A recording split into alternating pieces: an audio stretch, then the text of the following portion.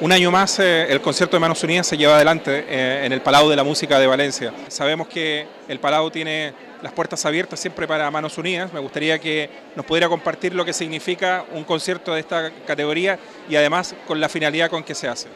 Pues sí, la realidad es que Manos Unidas para nosotros es una labor maravillosa que creemos que es tan importante y está tan bien hecha que si algo tenemos que ofrecer y unirnos es con el concierto y la música, que es lo que tenemos. Hemos escogido siempre Manos Unidas porque creemos que ellos son únicos en poder llevar a cabo desde el agua, el hambre y todas las necesidades que todo ese mundo necesitado tiene.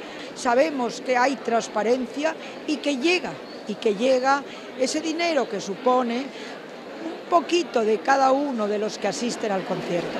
Bueno, sin duda, Presidenta, que esto demuestra también el gran espíritu que tiene el pueblo valenciano de estar siempre comprometido. El valenciano es generoso, el valenciano sabe compartir y también hay que pensar que el mes de febrero es un mes donde el valenciano tiene muy claro lo que es el hambre en el mundo. El agradecimiento al Palau de la Música y hacer extensivo a través de su cargo que ostenta al personal que siempre nos recibe tanto a Manos Unidas como a nosotros de la mejor manera posible. En efecto, yo agradezco muchísimo a todo ese personal. Yo creo que hay que dar las gracias a los que nos enseñan a poder compartir. Hay que dar las gracias a la presidenta, a todo el equipo de Manos Unidas, porque ellos nos hacen ser mejores. Presidenta, una vez más damos las gracias por su amabilidad de atendernos.